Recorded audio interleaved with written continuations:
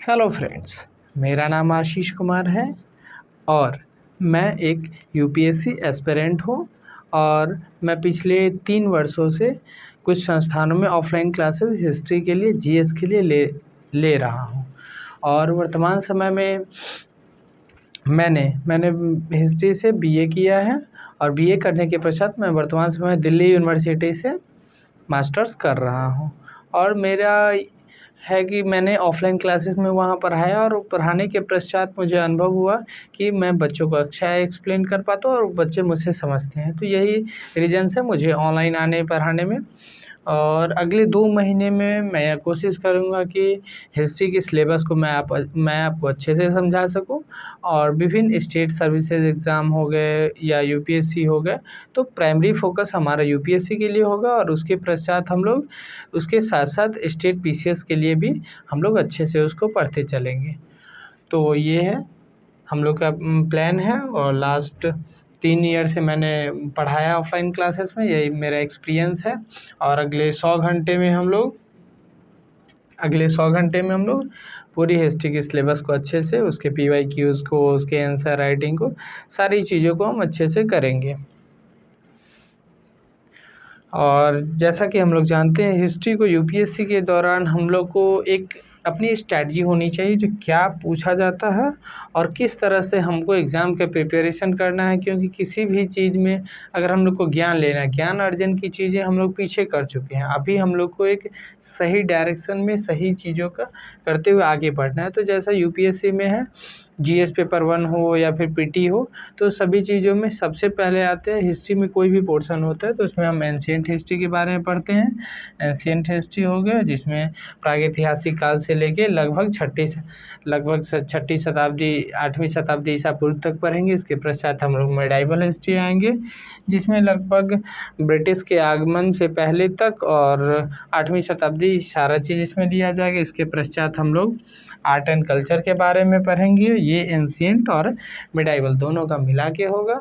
और इसके पश्चात हम लोग वर्तमान समय मैं जो आपको पढ़ाने जा रहा हूँ वो है मॉडर्न हिस्ट्री। और मॉडर्न हिस्ट्री के पश्चात हम लोग फिर वर्ल्ड हिस्ट्री पे मूव ऑन करेंगे। और सबसे पहले रीज़न है मॉडर्न हिस्ट्री पढ़ाने का, क्योंकि हाल के समय में सभी लोगों ने, लगभग जो भी नए बच्चे आते हैं या फिर जितने भी बच्चे हैं, सभी के सभी मॉडर्न हिस्ट्री के बारे में, ब्रिटिश के बारे में, फ्रांसीसी, इन सबों के बारे में अच्छे से पढ़ रखा है। और पढ़ रखा है तो थोड़ा लिंक करना ज़्यादा आसान हो जाता है। इसीलिए हम अपनी शुरुआत मॉडर्न हिस्ट्री से करेंगे। और इसी मॉडर्न हिस्ट्री से शुरुआत करने के दौरान हम लोग सिलेबस के विभिन्न पोर्शंस को अच्छे से कवर करेंगे। तो चलिए अब हम देखते हैं कि अगले 2 महीने में हम किस प्रकार 100 घंटे में हम लोग इसको कवर करते हैं। तो सबसे पहले है भारत में यूरोपियों का आगमन। भारत में यूरोपियों का आगमन किस क्रम में हुआ, हम लोग ये लगभग 4 घंटे पढ़ेंगे। जिसके अंतर्गत हम लोग देखेंगे भारत में यूरोपियों के आगमन में सबसे पहले पुर्तगाली आए, उसके पश्चात डच आए, फिर अंग्रेज़ आए, फिर डेनिश आए, फिर फ्रांसीसी आए। तो किस क्रम में वो लोग आए और क्यों वो आए, किसी भी चीज़ के पीछे कोई कारण होता तो क्यों, उनकी क्या आवश्यकताएं रही, क्या परिस्थितियाँ रही, भारत पर ही क्यों नियंत्रण किया उन्होंने। तो ये सारा चीज़ हम लोग इसके अंतर्गत पढ़ेंगे। इसके पश्चात जब नियंत्रण किया तो नियंत्रण करने के पश्चात ब्रिटिश ने अपना साम्राज्यवादी विस्तार किया और साम्राज्यवादी विस्तार कर अपनी आर्थिक आवश्यकताओं, अपनी वैश्विक आवश्यकताओं की पूर्ति की। तो अपने इसमें सबसे पहले बंगाल पर नियंत्रण 1757 प्लासी के युद्ध के माध्यम से यहाँ पर नियंत्रण की शुरुआत हो गई थी। और इसके बाद पश्चात फिर मैसूर पर नियंत्रण 1799 में इन्होंने मैसूर में टीपू सुल्तान को हरा करके किया। उसके 1818 में फिर मराठा पर नियंत्रण किया। 1849 में फिर पंजाब पर नियंत्रण हुआ। 1843 में सिंध पर नियंत्रण हुआ। 1856 में अवध पर नियंत्रण किया गया। तो ये सारा चीज़ हम लोग इसके अंतर्गत कवर करने वाले हैं।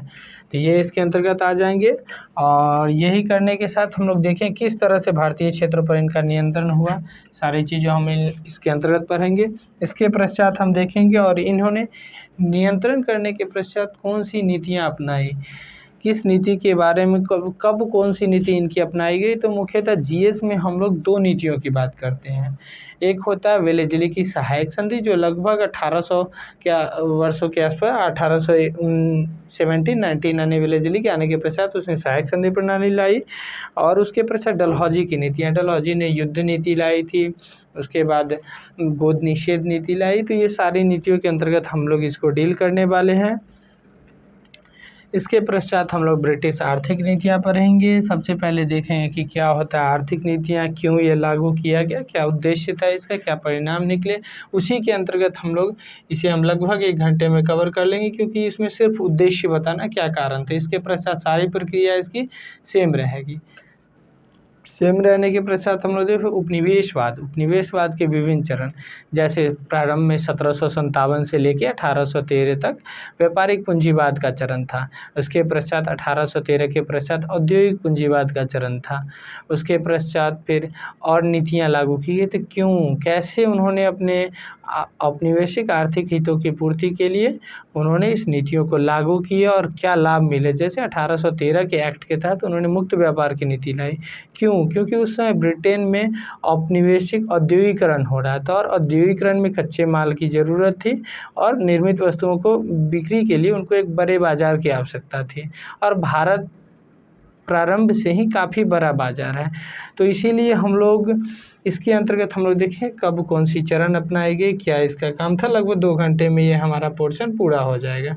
तो इसके पश्चात हम लोग देखेंगे उन्होंने इन सभी को लागू करने के क्रम में भू राजस्व नीति क्यों लागू की गई, क्योंकि इन्होंने रीजन था किसी भी चीज़ को यहाँ बड़ी भारत में उनको साम्राज्यवादी विस्तार करना। तो साम्राज्यवादी विस्तार करने के क्रम में उन्होंने सैनिक रखना शुरू किया, विभिन्न यूरोप से सामान आते थे, सभी में उनको पैसे की ज़रूरत थी। तो यहाँ पर भू राजस्व नीति उन्होंने भू राजस्व लागू किया।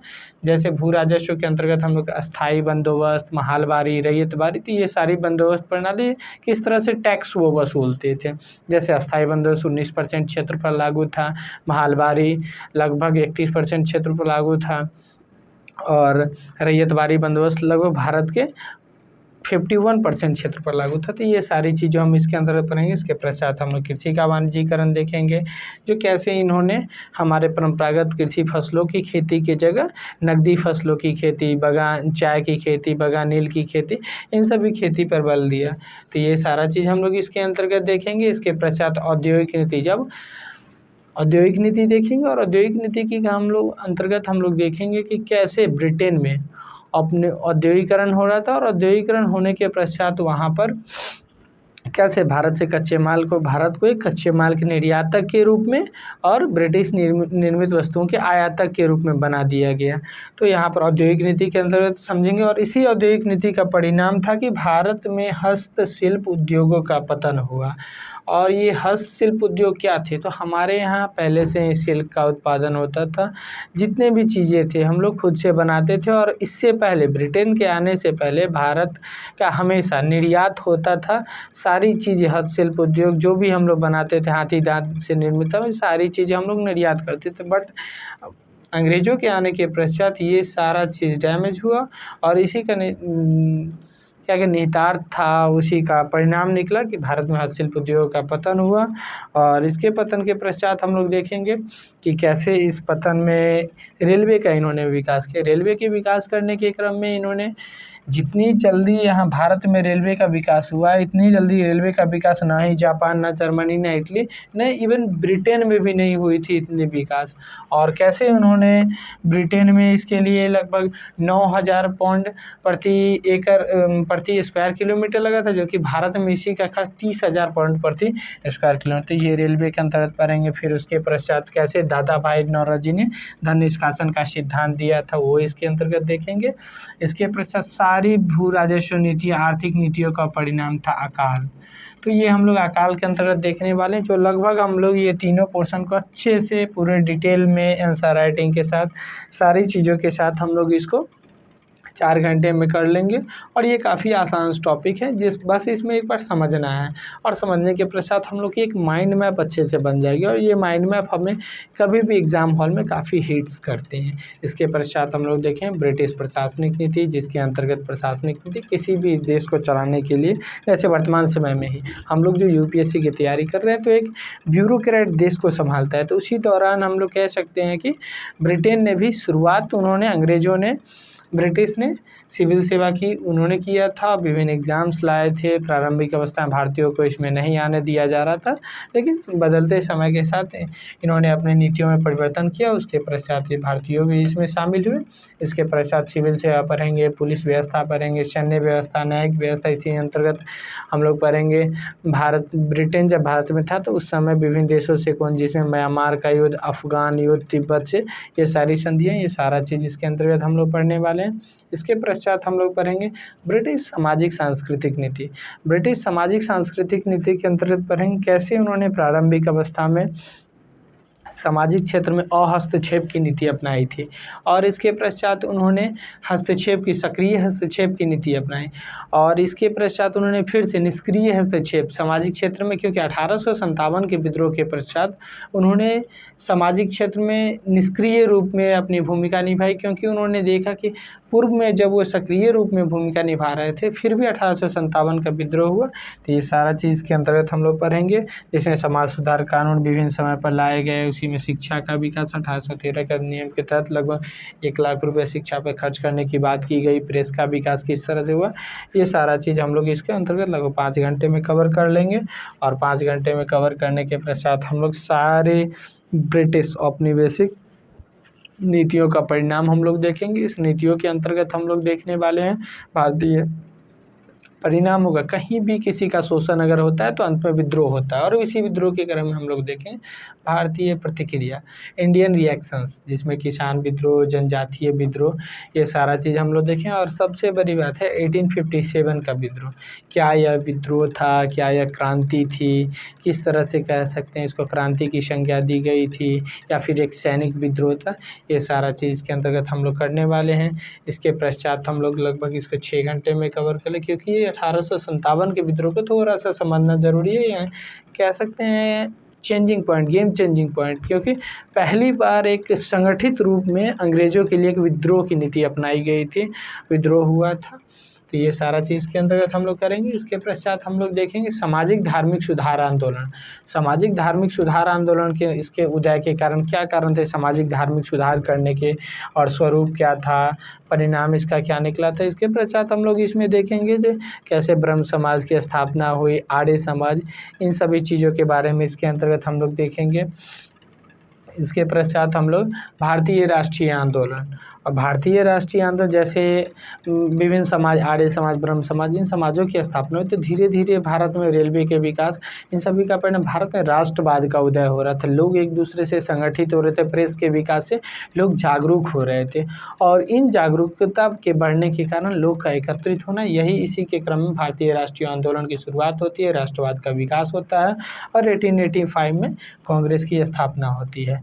कांग्रेस की स्थापना, ये कांग्रेस के प्रारंभिक अवस्था में इसके एक सेफ्टी वॉल्व सिद्धांत के रूप में इसको परिभाषित किया गया। अंग्रेजों ने इसको एक सेफ्टी वॉल्व के रूप में कांग्रेस को स्थापित किया था, लेकिन यही फिर आगे चल के कांग्रेस की विभिन्न चरणों में इसकी भूमिका आती है, और यही राष्ट्रीय आंदोलन के विभिन्न चरण के रूप में हम लोग इसको देखते हैं। जैसे प्रारंभिक अवस्था जब कांग्रेस की स्थापना हुई थी तब इसमें उदारवादी चरण आए थे, उदारवादी के पश्चात उग्रवादी चरण आए, उग्रवादी के पश्चात फिर क्रांतिकारी चरण आए, फिर गांधीवादी, समाजवादी, और इसी के अंतर्गत हम लोग सारे चरणों को अच्छे से देखेंगे, जिसके अंतर्गत गांधीवादी, क्रांतिकारी, समाजवादी, इन सभी को पूरे अच्छे डिटेल से गांधी जी कब आए, कैसे हुआ, उन्होंने कैसे असहयोग आंदोलन का प्रारंभ किया, सबने अवज्ञा आंदोलन, कुल में सम्मेलन में भाग न लेना, ये सारी चीज़ इसके अंतर्गत देखेंगे। कैसे फिर क्रिप्स मिशन आया, क्रिप्स मिशन के पश्चात भारत छोड़ो आंदोलन, साइमन कमीशन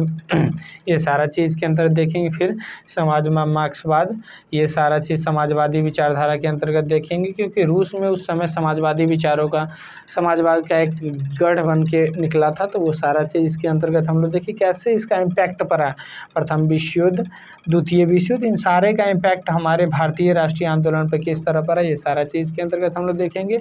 इसके पश्चात हम लोग देखेंगे भारत का विभाजन।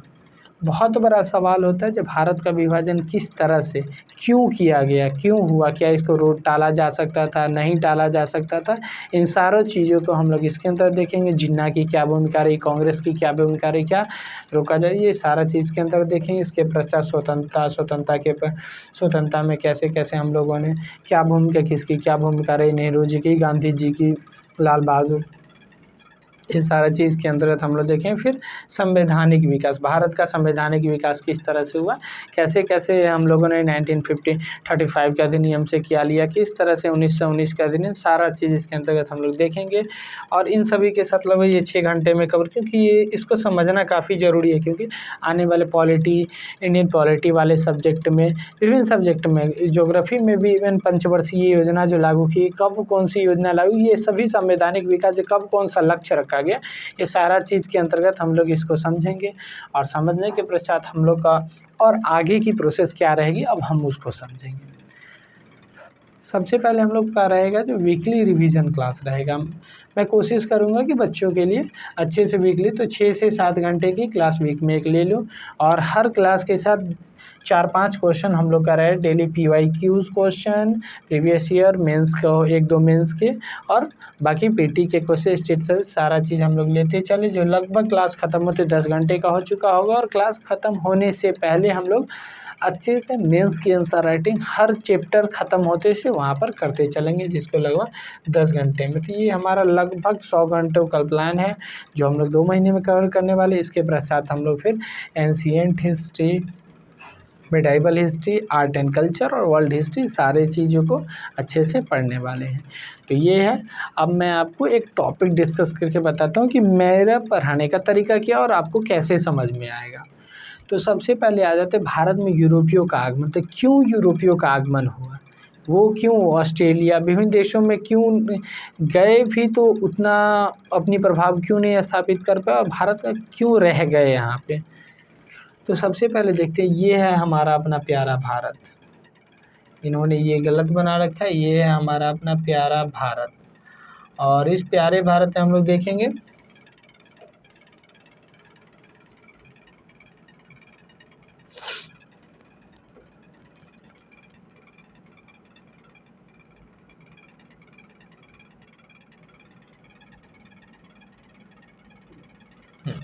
ये है अपना प्यारा भारत।